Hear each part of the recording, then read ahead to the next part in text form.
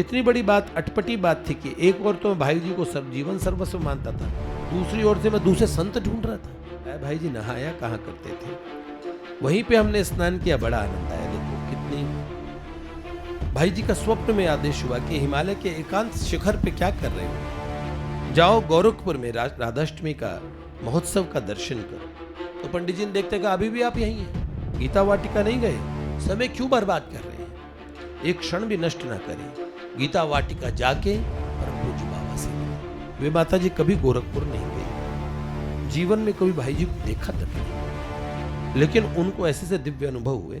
भाई जी को अपना सर्वस्व मानने के बाद किसी अन्य के आश्रय की आवश्यकता ही नहीं है। स्वामी जी मतलब मुझे पत्थर मारते तो मुझे लगता फूल मार रहे हैं मेरे घर वाले। इतने में मेरे पीछे से कोई आया, कहने लगा ये लो, ये फूल प्रिया प्रियतम ने तुम्हारे श्रृंगार के लिए मिले। मानसी में श्री जी की सेवा में मगन होती हूँ तो अपने नटखट प्रियतम के संग होती हूँ।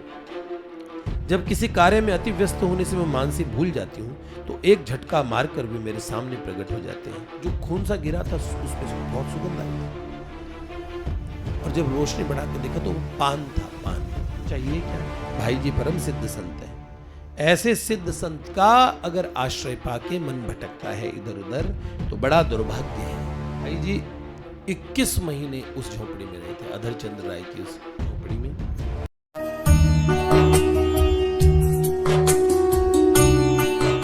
परम पूज्य भाई जी के विषय में अलग अलग संस्मरण बताए, हर संस्मरण बड़ा प्यारा। भाई जी के विषय में हम कौन सी बात कहें जो विशेष ना हो। यह अपना एक संस्मरण लिख रहे हैं कि भाई जी का शिमलापाल में नज़रबंदी हुई। एक कृष्ण मुरारी पोद्दार जी कहते हैं गांव बांकुड़ा में, और बांकुड़ा से 24-25 मील दूर है। भगवान ने कभी अवसर बनाया तो बांकुड़ा के दर्शन करके आएंगे जहाँ शिमलापाल में भाई जी नज़रबंद रहे थे। एक एक करके कुछ स्थान देख लेंगे, उनको वीडियो पे आप लोग देख लेना, जो चलें वो चल लें, जो नहीं जा पाए वो मेरे साथ भावमयी अपनी सन्निधि रखें। क्यों? तो उन्होंने कहा, एक विद्वान कहा करते थे शिमलापाल गांव से भाई जी कुरुक्षेत्र से धर्म क्षेत्र में आ गए। धर्म क्षेत्र कुरुक्षेत्र। पहले भाई जी क्रांतिकारी थे, बाद में एक आध्यात्मिक व्यक्तित्व के रूप में भाई जी का जो जीवन वो ऐसे उभर के आया। उन्होंने कहा हम लोगों के मन में, कृष्ण मुरारी पोद्दार जी कहते हैं हमारे मन में बड़ी चाह थी कि हम कभी देख के आए शिमलापाल। 13 जुलाई 1963 की बात है, कलकत्ते से हम लोग 7 लोग रवाना हुए। वो बताते हैं कि 7 लोग मेरे साथ आदरणीय भैया बनवारी लाल जी गोयनका, श्री श्याम सुंदर दुजारी जी, दुजारी जी जिन्होंने भाई जी एक अलौकिक विभूति पुस्तक लिखी, अपने हरिकृष्ण दुजारी जी के बड़े भाई, श्री बजरंग लाल जी सिंघानिया, शायद यहाँ वाले सिंघानी जी के पिता हूँ, पता करना पड़ेगा, और श्री सुशील कुमार जी मुंदड़ा, श्री मनोहर लाल चौधरी जी और हरिकृष्ण दुजारी। तो हरिकृष्ण बाबू जी ये 1963 में ये 7 लोग निकले थे कलकत्ता से। उन्होंने कहा हमने कलकत्ते से बांकुड़ा श्री परमेश्वर प्रसाद जी गोयनका को टेलीफोन किया। जब हम लोग बांकुड़ा पहुंचे तो हम सभी की, बांकुड़ा स्थान है सेठ जी का, सेठ जी रहा करते थे, सेठ जयदयाल गोयनका जी। तो उन्होंने हमारी सुख सुविधा का बड़ा ध्यान रखा। बांकुड़ा में ठहरने खाने पीने की सब व्यवस्था का बड़े प्रेम से प्रबंध किया। उनकी प्रशंसा के लिए उपयुक्त शब्द नहीं है। उन्होंने शिमलापाल जाने के लिए 2 गाड़ियों की व्यवस्था की, और दोपहर के भोजन के बाद हम शिमलापाल रवाना हुए। शिमलापाल के गांव में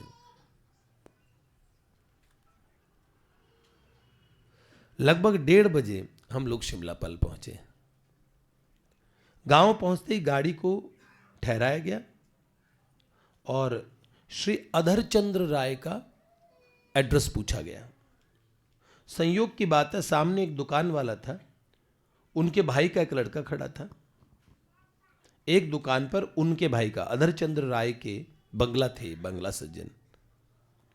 जब अंग्रेजों ने भाई जी को नज़रबंद करके रखा, इस क्षेत्र में रखा था, तो उनका हमने एड्रेस पूछा तो उनका भाई का लड़का खड़ा था एक दुकान पे।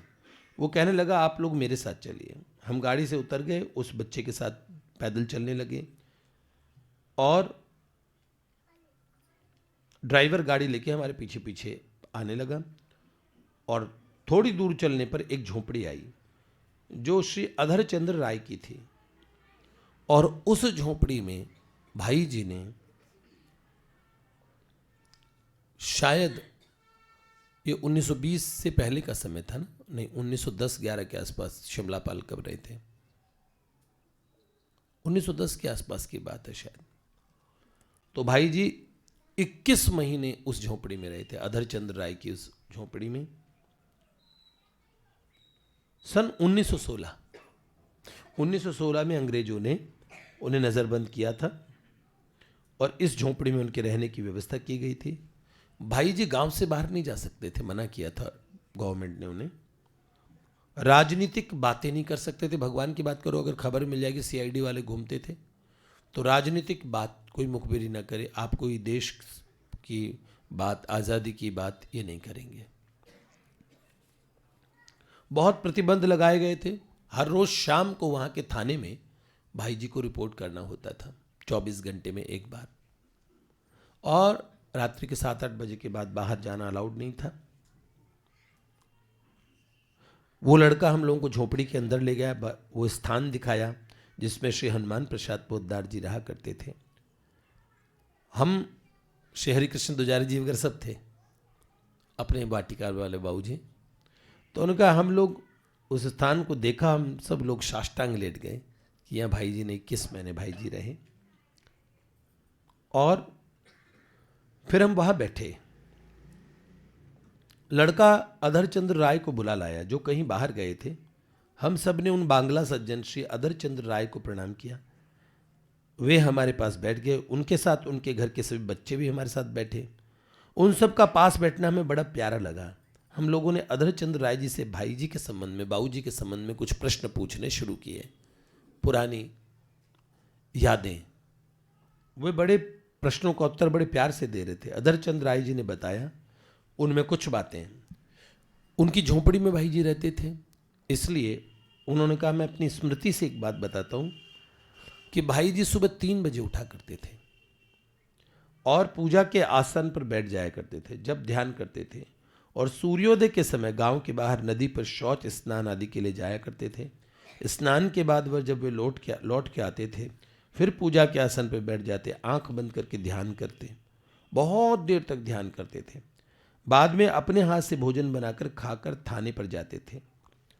और थाने में वो थानेदार के बड़े प्रिय हो गए भाई जी, थानेदार का, क्योंकि भाई जी बहुत अच्छे से सब चीज़ों का रिकॉर्ड्स मेंटेन करना सब बड़े अच्छे थे, तो सारा काम संभाल लेते थे। तो थाने में वे रोज नामचा लिखा करते थे, एंट्रीज जो तरीके की होती है ना। बाबूजी ने गांव में होम्योपैथिक दवाएं बांटनी शुरू कर दी। इससे गांव वालों को बड़ा लाभ हुआ, इलाज मिलता नहीं था उस समय अच्छा। और गांव के पोस्टमास्टर साहब के पास बहुत सारा पौराणिक और गौड़ीय साहित्य था। वहाँ के जो पोस्ट मास्टर थे उनके पास में गौड़ीय ग्रंथ थे, तो भाई जी उनसे मंगवा लिया करते थे और उन्हें पढ़ा करते थे। हाँ, नज़रबंदी का जो 21 महीने का अंतिम समय चल रहा था, तब गवर्नमेंट ने पूज्या माँ जी को आने की छूट दे दी, तो पूज्या मैया भी वहाँ कुछ समय रही। उनका भी जीवन बड़ा धार्मिक और आचार विचार बड़ा सात्विक था। श्री अधरचंद्र राय जी के मुख से भाई जी के जीवन की बातें सुन के मन भाव विवल हो रहा था। हम बार बार उस भूमि को नमन कर रहे थे और आंखें बरबस बार बार भर भर आ रही थी। अधरचंद्र राय जी ने दीवार पर लिखा हुआ एक शब्द दिखाया जो भाई जी ने खुद लिखा था। उस दीवार पे लिखा था श्री नित्य गोपाल। क्या नाम लिखा था? श्री नित्य गोपाल। उसको श्री अधरचंद्र राय जी के घर वालों ने कहा कि एक महापुरुष ने लिखा है, इसलिए उस दीवार को वैसे के वैसा रहने दिया। और 1916 में लिखा हुआ वो शब्द 1963 में जब हम गए वैसा का वैसा दीवार पे उन्होंने रखा, बाकी सब में कुछ पेंट वगैरह भी करते थे पर नहीं, उसमें नहीं किया। तो उनके हृदय में 46 वर्षों बाद भी वो चीज़ रखने का मतलब उनके हृदय में भाई जी के प्रति बड़ी श्रद्धा थी। वो सज्जन भी एकदम बूढ़े हो गए थे। और हम लोगों की दृष्टि बार बार नित्य गोपाल शब्द पे चली जा रही थी। इसके बाद अधरचंद राय जी ने झोपड़ी के बाहर एक पाटा बिछा दिया। पाटा मतलब तख्ता। उस पाटे पर उन्होंने हम लोगों को बिठा दिया और पोस्ट मास्टर साहब को बुला लाए। और पोस्ट मास्टर भी एकदम बूढ़े हो गए थे जिन्होंने भाई जी को देखा था। 80 वर्ष की आयु थी उनकी। और वो बताते थे कि पोस्ट ऑफिस मेरे घर में ही था, भाई जी मेरे घर आते थे, पुस्तकें पढ़ते थे घंटों, और चैतन्य चरितामृत और भगवत गीता को विशेष पढ़ा करते थे। आज भी वो ग्रंथ मैंने रखे हैं जो वो पढ़ा करते थे। तो उन्होंने, श्री बनवारी जी ने कहा, गोयनका जी ने, बनवारी गोयनका जी ने, कि हमें ग्रंथ देखने हैं। उन्होंने हमें ग्रंथ दिखाना स्वीकार किया। और हम लोग उनके घर जाने वाले थे, तभी एक बूढ़ा नाई आया जो भाई जी की शेविंग किया करता था। सब लोगों से हम मिले। और एक मोची भी आ गया जो कहता था मैंने इनके जूते मरम्मत किया करते थे हम। महापुरुष के साथ बिताए हुए हर समय को, और वो लोग जिनके साथ वो रहे होते उनको जीवन काल में सब याद करते हैं कि हमारे से एक बात ऐसी बात हुई थी, एक बार हम गए थे इस तरीके की। तो भाई जी के संपर्क में जितने लोग, ये देखो थोड़े थोड़े मिले हुए लोग, पर एक भगवत प्राप्त महात्मा के साथ बिताए गए जो समय के वो अनुपम और अलौकिक, वो अतुल्य क्षण हैं, उनका अपूर्व प्रभाव जीवन के अंत तक बना रहता है। और सब एक एक जने आंखों में आंसू भर भर के बताते कि भाई जी कितने स्नेहिल व्यक्ति थे, कितना लाड़ करते थे, कितना प्रेम था उनमें। और एक वृद्ध व्यक्ति आ गया, उसने कहा मेरे को भाई जी की एक चेष्टा नहीं समझ में आई। सब उनमें इतना अच्छा था पर एक बड़ा अजीब सा काम किया करते थे। उसने बड़ा आश्चर्य जताते हुए कहा, और वो फिर बड़े अचंभे से बताने लगा। बंगाली था, बूढ़ा बंगाली। तो वो उसने कहा जब भी कोई पक्षी मार, चिड़ी मार कोई लोग होते ना, तो कोई भी पक्षी मार, चिड़ी मार किसी भी पक्षी को ले पकड़े हुए जाते थे यहाँ से, कोई भी पंछी हो, चिड़ी मार वगैरह उसको लेके जाते थे। मान लो कोई मुर्गों को बंद कर रखा है, कोई लेके जा रहा है, तो उसके उनके सामने से गुजरता तो भाई जी उन्हें बुलाते थे और उन्हें पैसा देते थे और पंछी ले लेते थे और वहीं उनकी आंखों के सामने वो पंछी उड़ा देते थे। तो बोले ऐसा क्यों करते थे? उसे लगा कि क्योंकि उनके यहाँ तो उनको खा जाते हैं, तो ऐसा ये क्या काम किया करते थे। और जब वे उड़ते हुए पंछी को देखते तो इतने प्रसन्न हो जाते उसको देख के। हम लोग यहाँ के लोग कभी समझ नहीं पाते थे ये ऐसा क्यों करते हैं। पंछियों को खरीदते हैं अपना पैसा दे के, फिर उन्हें छोड़ भी देते हैं, फिर फायदा क्या? अगर पिंजरे में बंद है तो उसे छोड़ देते हैं। तो अपनी पॉकेट का पैसा गया और पास में पक्षी भी नहीं रहा। तो वो बूढ़ा बता रहा है हम लोग बड़ा अचंभा करते थे। ऐसा काम उन्होंने एक बार नहीं, वो बार बार करते थे। बस उन्हें पंछी वाला कोई व्यक्ति दिख जाए उसे बुलाते थे और उसे खरीद लेते थे पंछी और उसे। अब वृद्ध व्यक्ति बड़ी उमंग से यह बात सुना रहा था। भाई जी का काम उसके लिए बड़ा आश्चर्य का था। इसे सुन के हमें सुख मिला। उस पक्षी मार के शिकंजे में पड़े हुए पक्षी को भीषण यातना के न जाने कितने क्षण भोगने पड़ते, पर उस शिकंजे से विमुक्त पक्षी की उन्मुक्त उड़ान देखकर बाबूजी के संत हृदय का आह्लादित होना स्वाभाविक था। इस प्रसंग के सुनने से एक वैष्णव हृदय की कोमलता का संस्पर्श मिला। हाँ? नरसिंह मेहता जी का ये भजन है जो गांधी बापू बहुत उनको प्रिय था। वैष्णव जन तो तेने कहिए जी, पीड़ पराई जाने रे। वैष्णव जन तो तेने कहिए, पीड़ पराई जाने रे। पर सेवा उपकार करे तो मन अभिमान न आने रे। वैष्णव जन तो तेने कहिए, पीड़ पराई जाने रे। वैष्णव किसी कीट पशु पंछी किसी का भी कष्ट नहीं दे सकता। केवल मानव की बात छोड़िए, जीव मात्र के लिए करुणार्द्र रहता है। उन्होंने बोला हम नव आगंतुक थे, शहरी लोग थे, गांव के बच्चे हमें देख के इकट्ठे हो गए। हमने अपने साथ हम केले और रसगुल्ले ले गए थे, तो हमने कुछ रसगुल्ले केले श्री अधरचंद्र राय जी जिनकी झोपड़ी में भाई जी रहा करते थे उनको दिए, और कुछ और शेष हमने बालकों में बंटवा दिए। रसगुल्ले कम पड़ गए तो हमने वहाँ गांव के हलवाई की दुकान से और रसगुल्ले खरीद लिए और बालकों के मध्य बांटा। श्री कृष्णचंद्र राय के घर जाने पर उन्होंने श्री चैतन्य चरितामृत दिखलाया, जिसका स्वाध्याय भाई जी किया करते थे। उन्होंने बंगला भाषा में श्रीमद् भगवद गीता दिखाई। भाई जी बंगाली बहुत अच्छी जानते थे, लिखना पढ़ना। इन ग्रंथों का दर्शन और प्रणाम करके हमें बड़ा आनंद मिला।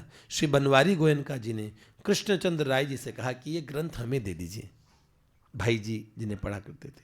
तो श्री कृष्णचंद्र राय जी ने बड़ा बेबस होकर कहा कि इनकी तो मैं नित्य पूजा करता हूँ, ये मेरी नित्य पूजा में, इन्हें कैसे दे सकता हूँ। तो श्री बनवारी गोयनका जी ने कहा मैं भी पूजा के लिए ही मांग रहा हूँ। श्री कृष्णचंद्र राय जी उस भावपूर्ण याचना की उपेक्षा नहीं कर पाए। उन्होंने बंगला वाली भगवद गीता आदर सहित प्रदान कर दी। हमें बड़ी प्रसन्नता हुई। हम गांव का थाना देखने गए और फिर नदी पर गए जहां भाई जी स्नान किया करते थे, और नदी पर हम लोगों ने जोर जोर से कीर्तन किया। गांव के बच्चे भी हमारे साथ उन्होंने कीर्तन किया। एक दो बूढ़े लोग भी थे। उन बूढ़ों ने बताया भाई जी नहाया कहाँ करते थे। वहीं पे हमने स्नान किया, बड़ा आनंद आया। देखो कितनी बजरंग लाल जी सिंघानिया ने उद्दाम राधा नाम कीर्तन कराया, जिसे भाई जी को जो बड़ा बड़ा प्रिय था। उमड़ उमड़ कर भाव सिंधु बह चला। स्नान के बाद हम लोग बालू में बैठ गए और बनवारी लाल जी के हाथ में एक कॉपी थी जिसमें भाई जी के शिमला पाल की साधना अवस्था का वर्णन था। उसे उन्होंने पढ़ के सुनाया। भाई जी किस प्रकार जप ध्यान स्वाध्याय किया करते थे, उन्हें किस स्तर की स्पृहणीय सफलता साधना में मिली थी। नाम जप से जो अनेक चमत्कार नज़रबंदी के दरमियान घटित हुए, वे सब बनवारी जी ने सुनाए। और आंखें खोले भाई जी कैसे विष्णु भगवान का ध्यान करते थे सारा।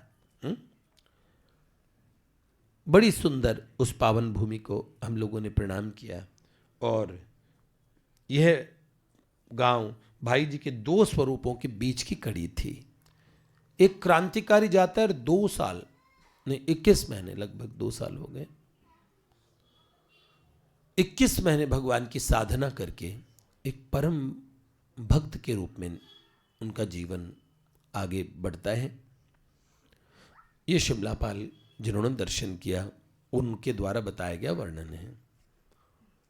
स्वामी कृष्णानंद जी हुआ करते थे। मेरे विचार से जम्मू वाली दीदी इन्हीं कृष्णानंद जी को माना करती हैं। और स्वामी कृष्णानंद जी अपने एक्सपीरियंसेस लिख रहे हैं। कह रहे मैं चूरू के ऋषिकुल में था, पढ़ा करता था, विद्यार्थी था, सेठ जी का ऋषिकुल था। तो वहाँ ब्रह्मचारी बालक संस्कृत पढ़ना हम लोग सीखते थे। तो स्वामी कृष्णानंद जी कह रहे कि मैं उस समय कक्षा 3री 4थी में था। पूज्य सेठ जी भाई जी ऋषिकुल में आया करते थे। एक बात सहज दिखती थी कि सेठ जी को कुछ कहना होता था तो उनमें झिझक रहती थी कहने में, सेठ जी को कुछ बात कहने में, लेकिन भाई जी को कुछ कहने में झिझक नहीं होती थी। उन्होंने कहा एक बार हमारा एनुअल फंक्शन हुआ, वार्षिक उत्सव हुआ, भाई जी चूरू आए थे, नगर के किसी चूरू के शहर में किसी हवेली में ठहरे थे। ऋषिकुल के हम ब्रह्मचारियों को वहां जाने की मनाही थी, पर मनाही होने के बाद भाई जी का इतना आकर्षण हुआ करता था कि सब बच्चे हम छिप छिप के उन्हें देखने जाते थे। तो दोपहर के समय एनुअल फंक्शन का कोई कार्यक्रम तो था नहीं। उस समय मैं और मेरे एक दो साथी, कृष्णानंद जी महाराज कह रहे हैं कि मैं और मेरे एक दो साथी हवेली पे चले गए चूरू में। श्री भाई जी अपने कमरे में थे, पता नहीं वो क्या कर रहे थे। कमरे के भीतर झांक कर देखने का हमारा साहस तो नहीं हुआ, पर हम बच्चे बच्चे थे, हमने सोचा कभी तो बाहर आएंगे तब देख लेंगे। तो हम लोग बरामदे में, सब बालक थे, खेलने लगे। भीतर कमरे में भाई जी, बरामदे में हम लोग खेलने लगे। हम लोगों की पोशाक देखी तो वहां कर्मचारी में मना नहीं कर रहे थे कि ऋषिकुल के बच्चे हैं, ब्रह्मचारी बालक हैं, खेलने दो। और हम लोग पता नहीं कितनी देर खेलते रहे। खेलते खेलते हमने उनके कमरे की परिक्रमा देनी शुरू कर दी अनजाने में, जिसमें भाई जी रुके थे। और थोड़ी देर में भाई जी कमरे से बाहर निकले, सभी ब्रह्मचारी बालकों को देखा हम लोगों को, और बड़े प्यार से बात करने लगे। पहले हमारी पढ़ाई के बारे में पूछा, कैसे पढ़ रहे हैं, कौन सी कक्षा में पढ़ते हो। अच्छा, इतने प्यार से वो पूछ रहे थे, हम भी उन्हें खुल खुल के सब बता रहे थे अपनी समझ के अनुसार। फिर हमें लगा कि भाई जी से क्या बात करनी चाहिए, जिन्हें भगवान मिले हो उनसे बात क्या करें। बालक है, बालक तो बालक वाली बात कहेगा ना। तो हमने भाई जी से बात शुरू की। तो हमने भाई जी से क्या बोला सीधे, उन्होंने कहा ऋषिकुल में उन बालकों ने कहा कि ऋषिकुल में हमें भोजन जो मिलता है ना भाई जी, जो चपाती मिलते हैं ना फूल के हैं, वो बहुत मोटे होते हैं। यहां से हमने बात शुरू की ऋषिकुल की शिकायत करनी। तो कर वो जो रोटी बन के आती है ना, बहुत मोटी मोटी रोटियां होती है? और मिठाई तो कभी नहीं मिलती। भाई जी ने पुचकार के पूछना शुरू किया, बच्चों ने वहां की पोल खोलनी शुरू की कि मिठाई तो हम लोगों को मिलती नहीं है और रोटियां इतनी मोटी मोटी होती हैं। तो भाई जी ने हम लोगों को तो समझाया, उन्हें कहा बेटा, थाली में जो भी परोसा जाता है ना, वो भगवान का प्रसाद होता है, उसे प्रणाम करके प्रसन्न चित्त से खाना चाहिए। भगवान प्रसन्न होते हैं जो कुछ परोसा जाए, हैं? इससे हमारा तन पुष्ट और मन पवित्र होता है। भाई जी की इतनी प्रेम भरी बातें सुन के हम बच्चों को लगा, हाँ अच्छी बात है, हमें ऐसे मानना चाहिए। अब जो भी मिलेगा सब हम अच्छे से ऐसे ही करेंगे। हम लोग ऋषिकुल आ गए।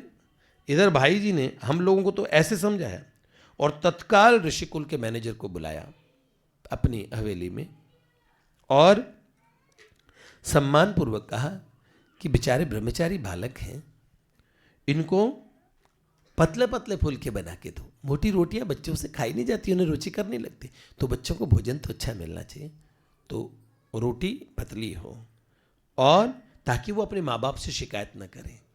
और फिर भाई जी ने कहा और उन बच्चों का सद्भाव भी बना रहे। फिर भाई जी ने 100 रुपये निकाल के दिए। उस समय 100 रुपये उस ज़माने में बहुत ज़्यादा होते थे। और उन्होंने बोला कि देखो, मिठाई बनवाइए, हलवाई बुलाइए और बच्चों के लिए अच्छे से अच्छी मिठाई बनवा के बच्चों को मिठाई खिलाएं, और ये सुनिश्चित करें कि बच्चों को मीठा भी मिलता रहे, मिठाई मिलती रहे। शाम को बच्चे कह रहे हम लोग भोजन करने बैठे, तो बढ़िया सिके हुए पतले पतले फलके और सबको मिठाई परोसी गई। तो हमें याद आ गई जो बात हमने भाई जी से कही थी कि आज ही उन्होंने हमें समझाया, जो मिले वो उसे प्रसाद समझ के पालो।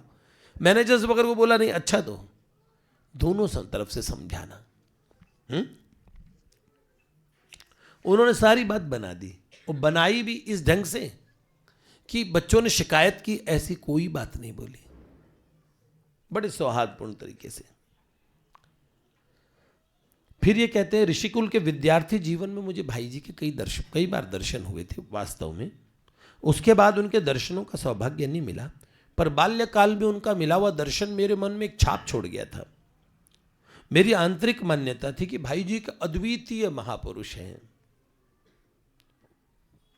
मेरे घर के सात्विक वातावरण ने और पूज्य पिताजी से समय समय पर होने वाली बातचीत ने मेरी इस भावना को बड़ा सुदृढ़ कर दिया कि भाई जी एक अति महान संत हैं। और इस आस्था ने मुझे संत जीवन स्वीकार करने की प्रेरणा प्रदान की और ये महात्मा बन गए। एक दिन मैंने गैरिक वस्त्र धारण कर लिया, संन्यास लेके मैं हिमालय में रहने लगा। ये हैं कश्मीर के पर्वतीय क्षेत्र में अपनी अल्प समझ के अनुसार मैं साधन भजन करने लगा। इतना होकर भी मेरे को शांति नहीं मिली।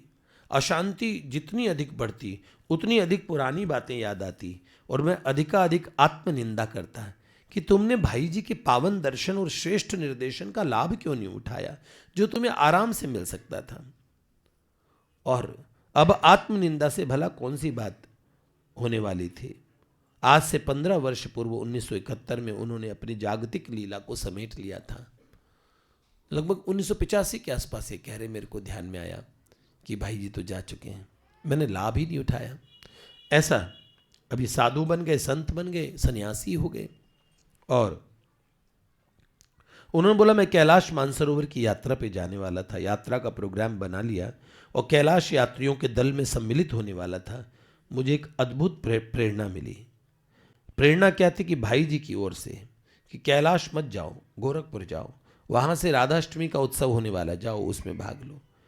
प्रेरणा मिलने के बाद मेरे मन में उधेड़ बुन रही कि गोरखपुर जाऊं कि नहीं जाऊं।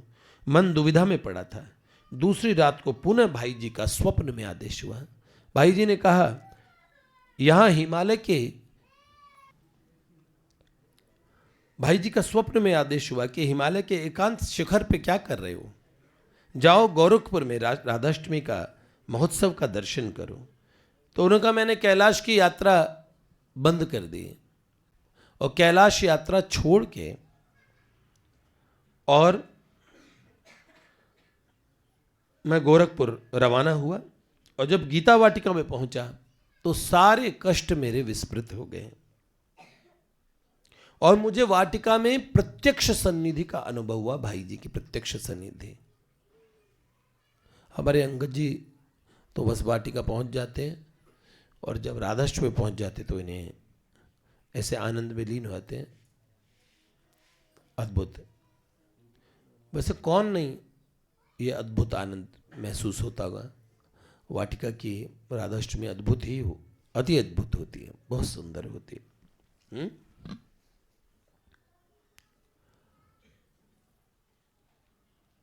भ्रांति और श्रांति।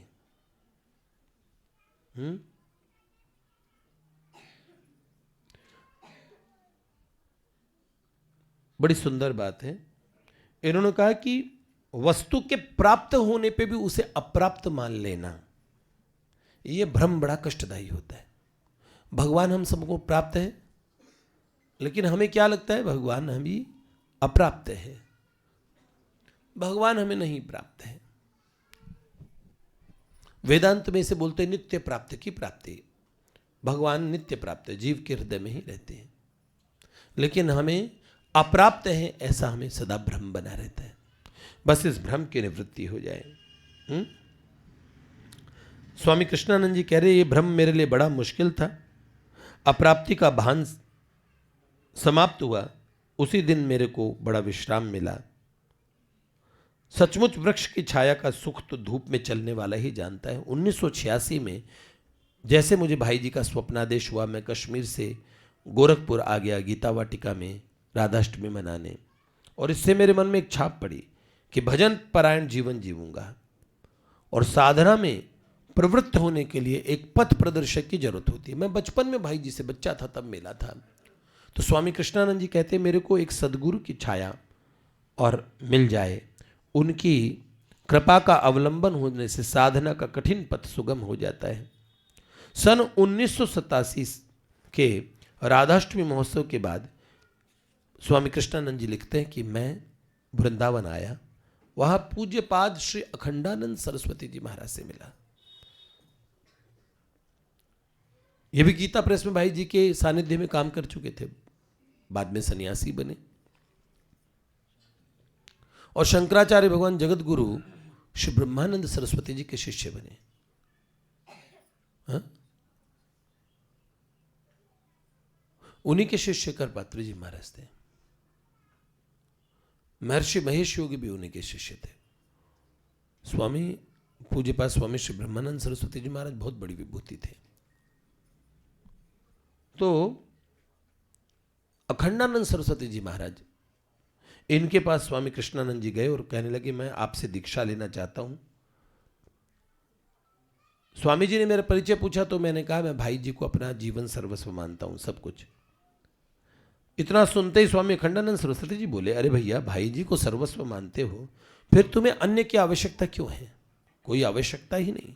भाई जी को मानने के बाद कुछ भी आवश्यकता नहीं है। ये बात कही। मैंने पुनः निवेदन किया कि भाई जी धराधाम पे नहीं है, इसलिए मुझे दीक्षा की आवश्यकता है, कि मुझे लगता है श्रेष्ठ संत का आश्रय लेना चाहिए। स्वामी जी ने कहा, भाई जी को अपना सर्वस्व मानने के बाद किसी अन्य के आश्रय की आवश्यकता ही नहीं है स्वामी जी। इसके बाद अगर अभाव खटक रहा है तो एक काम करना पड़ेगा। अगर आपको अभाव लगता है तो जाइए, भाई जी का दूसरा स्वरूप वाटिका में अभी भी है, श्री राधा बाबा, जाके बाबा से पूछ के आइए। यदि वो कह देंगे तो मैं दीक्षा दे दूंगा आपको। अखंडानंद सरस्वती जी महाराज ने बड़ी अच्छी शर्त रख दी।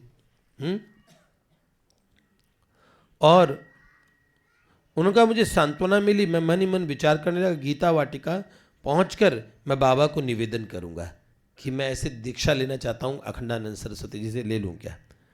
ऐसा चिंतन ही कर रहा था कि अखंडानंद सरस्वती जी महाराज ने यह लीला का संवरण कर लिया। महाराज जी धाम पधार गए। लो, मैं तो सोचा पूछ के आऊंगा, आके पूछ के फिर इनसे दीक्षा ले लूंगा। महाराज जी भगवान के पास चले गए। तो मन में इतनी व्याकुलता हो गई, आतुरता हो गई कि आर्त के चित्त में चैन नहीं होता। मैं बड़े आकुल व्याकुल मन से और ब्रजमंडल के अति वयोवृद्ध संत पूज्य पंडित श्री गया प्रसाद जी महाराज के पास गोवर्धन गया और कई दिन वास करने का सौभाग्य मिला। मैंने अपनी मानसिक उलझन उन्हें बताई तो पंडित जी ने अपने जीवन की एक दो घटनाएं सुनाई और सिद्धांत की बात बताई कि आपको प्रेम मूर्ति श्री भाई जी का सानिध्य प्राप्त हो गया था बचपन में ही। ठीक है, बचपन में मिले थे भाई जी आपको, इससे बढ़ के चाहिए क्या? भाई जी परम सिद्ध संत है। ऐसे सिद्ध संत का अगर आश्रय पाके मन भटकता है इधर उधर तो बड़ा दुर्भाग्य है। पूज्य बाबा तो श्री भाई जी के स्वरूप हैं और पूज्य बाबा के रूप में श्री भाई जी हैं। आप जाइए, इन्होंने भी ये कहा, पूज्य बाबा के पास, जैसा बाबा कहें वैसे कीजिए। उन्होंने बोला पंडित जी से के बाद मैं बरसाना दर्शन करने गया। बरसाने से लौटकर मैं पुनः पंडित जी के पास गया तो पंडित जी ने देखते कहा, अभी भी आप यहीं हैं, गीता वाटिका नहीं गए? समय क्यों बर्बाद कर रहे हैं? एक क्षण भी नष्ट ना करें, गीता वाटिका जाके परम पूज्य बाबा से मिलें। मेरा नाम लेकर उनसे प्रार्थना करना, आप जैसा वे आदेश दें उसे दृढ़ता से पकड़ लेना। और पूज्य पंडित जी से विदा होकर कश्मीर होते हुए मैं गोरखपुर आया। गीता वाटिका में बाबा का दर्शन किया। उन्होंने मुझे पर्याप्त समय दिया और बतलाया, श्री भाई जी परम सिद्ध संत हैं। पंच भौतिक कलेवर का परित्याग करने के बाद भी भाई जी मेरे पास आए हैं, मेरे पास बैठे हैं और मुझसे बातचीत की है। बाबा ने कहा, भाई जी कहीं नहीं जाते, अभी भी हैं, हमसे बात करते हैं। एक बड़े अच्छे सिद्ध महात्मा हमारे मंदिर में आए। उन्होंने पहली बार जब आए, आते ही उन्होंने मुझे अपना अनुभव सुनाया कि भाई जी, मैं अभी गीता वाटिका गया था तो मेरे से भाई जी और बाबा दोनों मिलने आए और उन महापुरुष ने कहा, लगभग पूरी रात हमारी बात चली, पूरी रात बात चली। अब बताइए। तो उन्होंने कहा, संत का अस्तित्व पंच भौतिकता सापेक्ष नहीं होता। श्री भाई जी के जीवन में भगवान नाम और भगवान नाम के सतत जप का बड़ा महत्व है।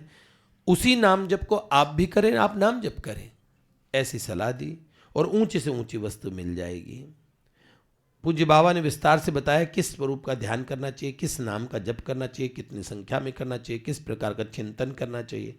बाबा की बातों से मुझे सीमातीत शांति मिली, मेरा भ्रम दूर हो गया। अब प्राप्त वस्तु को प्राप्त मानने लगा।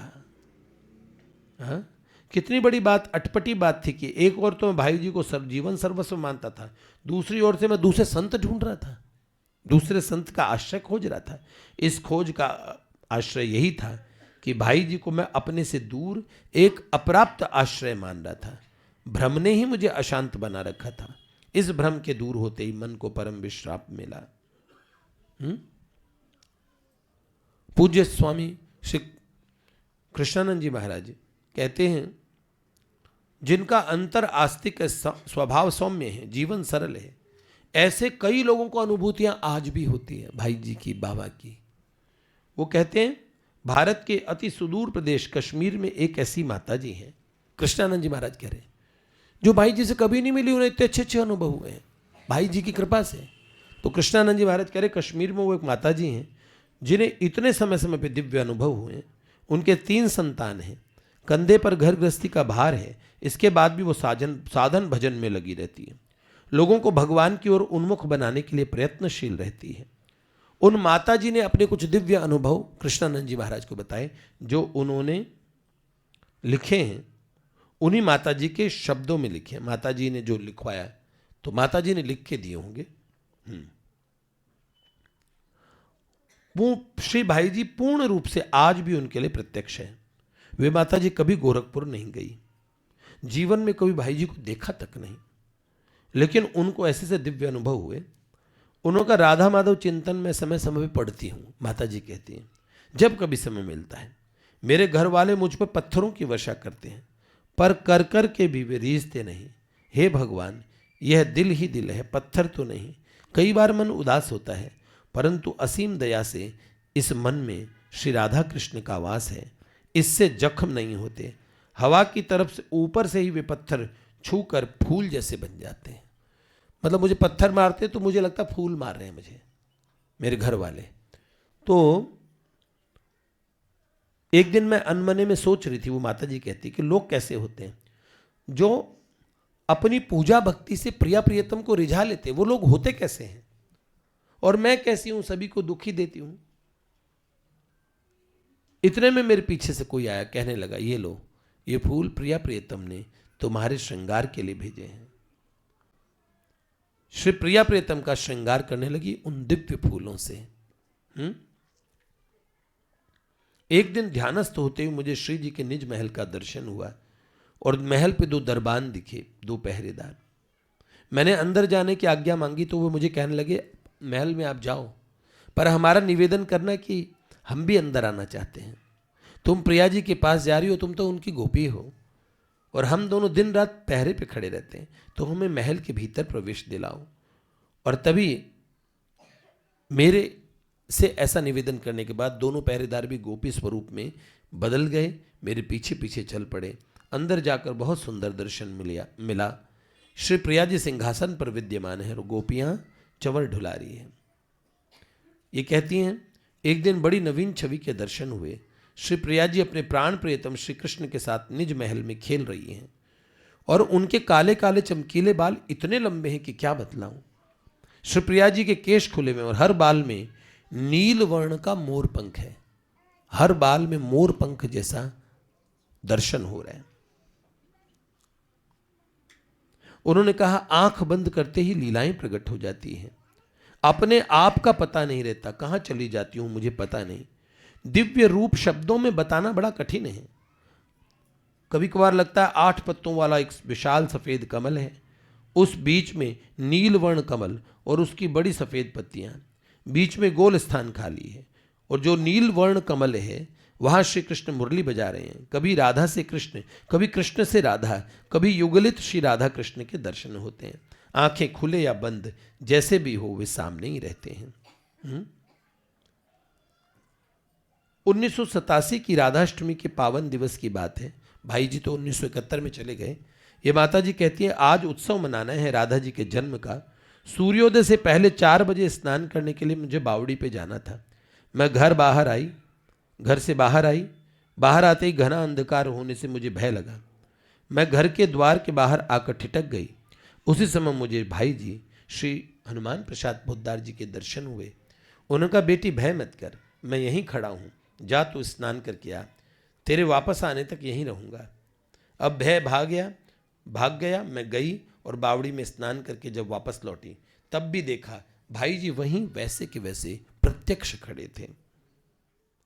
इन माता जी के साथ एक और माता जी जो ऐसे भजन करती हैं, कृष्णानंद जी कहते हैं, इन भजनानंदी माताएं जो अपने घर से बाहर तक नहीं निकलती, सिर्फ 24 घंटे भजन करती हैं, सिर्फ भजन।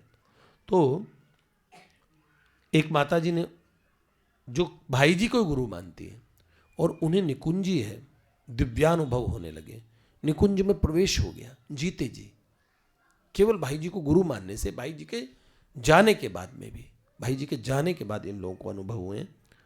श्री राधा रानी श्याम सुंदर के अपार प्यार से बहुत आनंद है, ये दूसरी माता जी लिख रही हैं। परंतु एक बात समझ नहीं आई, ये कैसी प्यास है, कैसी भूख है जो मिटने का नाम ही नहीं लेती।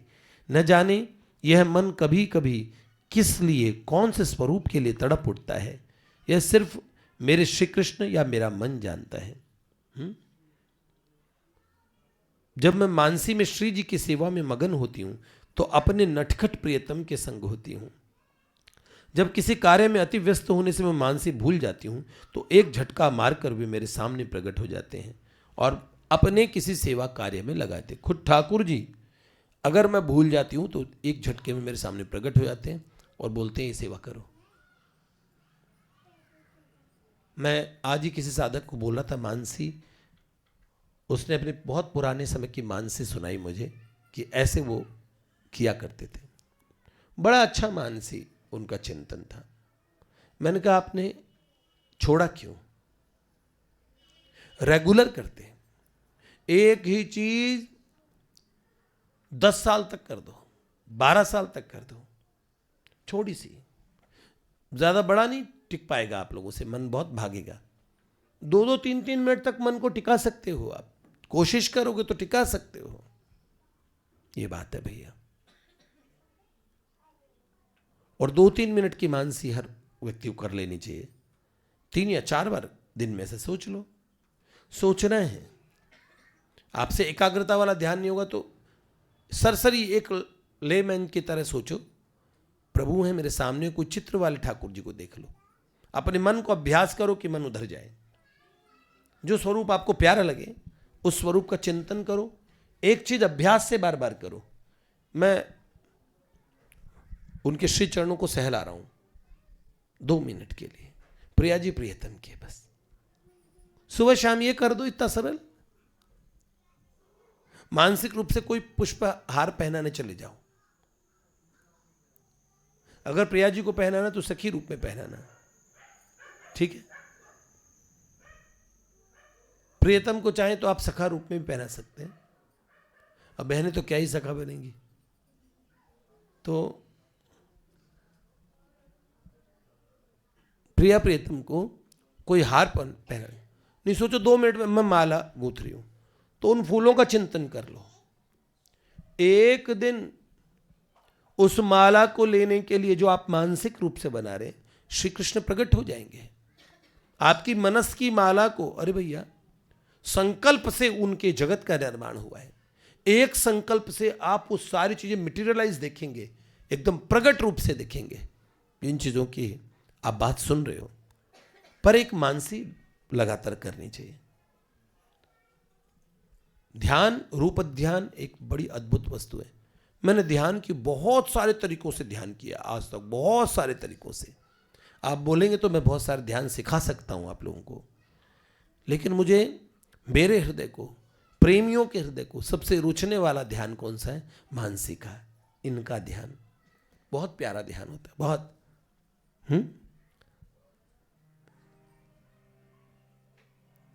सुंदरदास जी एक जा कहते हैं, चंचल तो मन की गति है अली, वाके रूप सुमन वन में फिरिए, कुंडल लोल कपोलन में, अलकन झलकन चित में धरिए, बरबेंदी भाल रसाल दिए, अधरन पर मोती थर हरिए, अलबेली लाल बिहारिन के, दिन रैन निहारिनी करिए। ये प्रियाजू की अधरन पे मोती धरे, बर बेंदी भाल रसाल दिए। हैं? पर यहां सुंदरदास जी क्या कहते हैं, अरे मन तू बड़ा चंचल है, ये मन बड़ा चंचल है, कैसे तेरा भजन करूं, जितना इस समझाऊं प्यारी, जितना इस समझाऊं उतना ही मचल जाए, राधे तेरे चरणों की, श्यामा तेरे चरणों की, राधे तेरे चरणों की प्यारी, श्यामा तेरे चरणों की। आय हाय हाय, मन बड़ा चंचल है। तो सुंदरदास जी उपाय बताते हैं। एक तो ऊपर वाला बताया, चंचल तो मन की गति है अली। अरे सखी मन बड़ा चंचल है, तो वाके रूप सुमन वन में फिरिए, उनके रूप रूपी वन में फिरिए। कुंडल लोल, प्रियाजू के कुंडल लोल कपोलन में, लोल कपोलन आए है, कुंडल लोल कपोलन में, अलकन झलकन चित्त में धरिए। प्रिया जी के भी घुंघराले वाले, लटें इतनी सुंदर आती है, आय हाय। बर बेंदी भाल रसाल दिए, अधरन पे बड़ी नथ लगाती है ना, तो मोती अधरों तक आ जाता है। अधरन पे मोती थर हरिए, अलबेली लाल बिहारिन की। जो अलबेली जो हैं, अलबेली सरकार हैं, जो लाल जी के साथ नित्य विहार करती हैं। लाल तो नित्य विहारी हैं, पर ये नित्य विहारिनी जो लालजू के साथ ही विहार लो। अलबेली लाल बिहारिन के, दिन रैन निहारिनी ही करिए, दिन रैन निहारिनी ही करिए।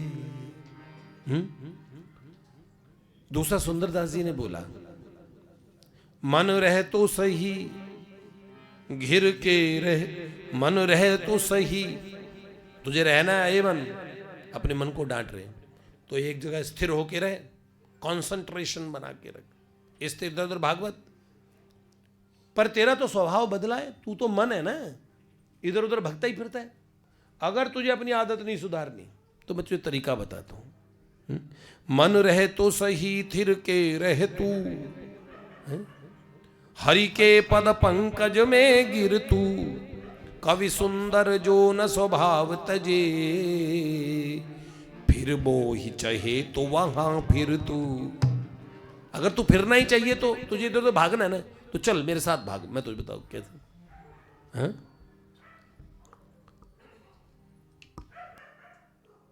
मुरली पर मोर पक, पहले मुरली पे चल, मुरली पर तुरंत मोर पखा पे, क्यों? तो जल्दी जल्दी अब मन अभी यहां सोच रहा है, थोड़ी देर में इंग्लैंड नहीं पहुंच जाएगा, थोड़ी देर में ऑस्ट्रेलिया पहुंच जाएगा, थोड़ी देर में शहीद नगर चला जाएगा, किधर भी जा सकता है। तो कहते हैं जल्दी जल्दी मन को भगाओ। मुरली पर मोर पखा पर हो, लकुटी पर हो भ्रकुटी भ्रमत, और कुंडल लोल, अब इनके भी बड़े कुंडल बड़े प्यारे हैं, गाल इनके बड़े सुंदर है। कुंडल लोल कपोलन में, घन से तन में घिर के रह तू, घन से तन में घिर के रह तू। राधे राधे राधे राधे राधे गोविंद, राधे राधे राधे राधे राधे गोविंदा। इसलिए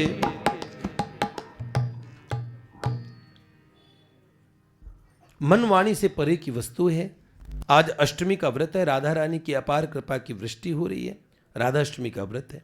दिव्य वृंदावन धाम का जब से पता चला है कि राधा रानी उस ओर से आ रही है, तो उस दिव्य ब्रज में मैं महसूस करता हूं कि मैं रज बन गई हूं और पूरे मार्ग पे फैल जाती हूं। राधा रानी कई रूपों में अपने पवित्र प्रेम की वर्षा करती है मुझ पर। मैं उनकी एक छोटी सी सेविका हूं, पर वे बांके नटखट नटवर मेरा एक क्षण के लिए भी मेरा पीछा नहीं छोड़ते हैं। मायरी मेरो श्याम लगो ही संग डोले, पल पल मेरे आगे पीछे खेलते हंसते रहते हैं, बस पागल बना देते हैं। अपने श्याम सुंदर से खेलते खेलते कभी यूं मन उछलता है कि बस इस शरीर संसार से बाहर निकल जाता है, मन उछल के बाहर निकल जाता है। जन्माष्टमी के दिन तो क्या बताऊं कैसा आनंद आया था। एक दिन ऑफिस में बैठे हुए मेरा ध्यान लग गया और मैंने देखा निकुंजों में मैं श्री जी के हाथों में मेहंदी लगाने का भाव कर रही थी, तभी मेरे हाथों में एक पात्र आ गया अपने आप। चित्रा जी ने मेहंदी ला के रख दी, वृंदा दीदी ने पता नहीं उसमें क्या क्या मिलाया, और मैं राधा रानी को मेहंदी लगाने लगी। एक हाथ में मेहंदी लगाकर जब दूसरे हाथ में मेहंदी लगाना शुरू किया, मैं स्वयं ऐसे व्यक्तित्व से मिला हूं जिन्होंने श्री जी को कंगन पहनाते हुए उन संत को अचानक श्री जी के हाथ उनके हाथ में आ गए, वो बेहोश हो गए। और उसके बाद में बेहोशी से उनका इलाज चला आसपास में। तो जब वो आंखें खुली तो उनको कितने दिन हो गए? 3 दिन। 3 दिन तक वो निकुंज में रह गए, शरीर का यहां पता ही नहीं लगा। बस यही वल्लभाचार्य महाप्रभु कहते हैं मानसी जरूर करनी चाहिए। कहां मिथिला के वो महाराज थे, इनका श्री राधिका दास जी महाराज नाम था क्या? मानसी में वो बड़े बीमार हो गए, तो उनके मानसी में बीमार हुए थे, तो शिष्य उन महात्मा की सेवा किया करते थे। लालटेन थी वहां, लालटेन बंद कर दी थी, गुरुजी सो रहे थे, उठ के बाहर जाने का सवाल ही पैदा नहीं, तो वो दोनों तीनों शिष्य सेवा किया करते थे। कई दिन से गुरुजी ने कुछ पाया नहीं था। रात को खांसी उठी तो चारों तरफ उनके मुंह से कुछ निकला और सब शिष्यों के ऊपर गिर गया, लाल लाल लाल खून जैसा। तो पर इतनी सुगंध आई, उन्होंने लालटेन बढ़ा के देखा, गुरुजी की इतना खांसी खून कैसे निकला। और बूढ़े महात्मा उठ नहीं पा रहे थे, इतने रुग्ण थे। लेकिन जब देखा तो जो खून सा गिरा था उसमें से बहुत सुगंध आ रही थी। और जब रोशनी बढ़ा के देखा तो वो पान था, पान। तब उनका जय जय, ये कैसे? आप तो कभी बाहर निकलते, फिर पान कहां से आया? हम ही पवाते हैं आपको, भोजन नहीं पाया जा रहा आपसे, तो पान कहां से खा? उनकी आंखों में आंसू आ गए। उन्होंने कहा, रात्रि की इस लीला में गया था तो मानसी में, तो सखी स्वरूप में अभिसार के लिए प्रिया प्रियतम जा रहे थे।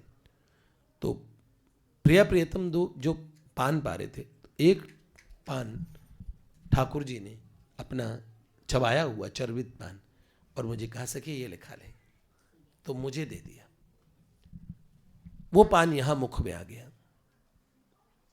प्राची जी को वहां रोटी दी थी, यहां उनके पास रोटी आ गई। इतनी घटनाएं हैं जो उस अतीन्द्रिय जगत का द्वार यहां से लेके वहां तक समझ लीजिए खोलने का रास्ता है, वो है मानसी। इसलिए मानसी करनी चाहिए। मानसी ध्यान कहते, लोग मानसी कहते हैं, हम रूप ध्यान कहते, ध्यान कहते, वो एक ध्यान ही है। हमेशा ध्यान आपने सुना होगा, एक पॉइंट पर देखते रहो, या एक विचार, सब विचारों को त्याग दो, या एकदम निर्विकल्प अवस्था में पहुंच जाओ। सविकल्प ध्यान कभी किसी ने सोचा नहीं होगा। मानसी एक अद्भुत ध्यान है। तो इसके विषय में मेरे बताने का भाव रहता है, ठीक है? कभी भगवान ने चाहा तो बताऊंगा आप लोगों को, ठीक है? और इतने में श्री जी ने मेहंदी लगाते हुए राधा रानी कहने लगी, तुम्हें पता है मेहंदी का क्या गुण है? तो मैंने पूछा क्या गुण है? तो उन्होंने कहा, सबसे बड़ी बात है कि जो किसी को लगाती है, लगवाने वाली से पहले लगाने वाली पे रंग चढ़ जाता है। वह न चाहे तो भी मेहंदी का रंग चढ़ता है। बाटन वारे को लगे जो मेहंदी को रंग, ऐसा श्री जी ने उन्हें कहा। ऐसे उन्हें कितने कितने अनुभव हुए। एक बार अशुद्ध अवस्था में उनके मन में आया कि मेरे ठाकुर जी क्या खाएंगे, क्योंकि मैं तो भोजन नहीं पवा सकती, उन्हें भोग नहीं लगा सकती, तो मैं भोग सिद्ध ही नहीं कर पाऊंगी। तो श्री जी को उन्होंने भोजन बनाते हुए देखा। श्री जी को एक पर्वत से ओमकार निकल रहा था, उस ओम में से प्रिया प्रियतम अचानक आकाश में उनके सामने प्रकट हो गए। बस ऐसी बहुत सी बातें। और उन्होंने कहा, एक बार मेरे आराध्य बाल मुकुंद की मनोहर छवि थी, मैं आसन पर ध्यान करने बैठी कि चित्रात्मक विग्रह से प्रकाश निकलकर मेरे सामने फैल गया और एक महापुरुष धोती कुर्ते में मेरे सामने प्रकट हुए। और उन महापुरुष ने मुझे कहा, बेटी तुम मुझे जानती नहीं हो, बरसों से जो कल्याण पढ़ पढ़ के तुम रोया करती थी ना बचपन में, हाँ, और उसके बाहर तुमने संपादक हनुमान प्रसाद पोद्दार जो नाम सुना है, मैं वो ही हूँ। ऐसे कह के भाई जी ने कहा, और कहा, बेटा मेरा पांच भौतिक चोला नहीं रहा, पर तेरे मन की व्याकुलता देखकर इस समय मैं तेरे पास आ गया हूँ। इस प्रकार के भाई जी को लेके अनंतानंत अनुभव आज भी साधकों के मध्य में होते हैं, होते ही हैं और होते ही रहेंगे। परम पूज्य बाबू जी बाबा की जय, लाडली लाल की जय।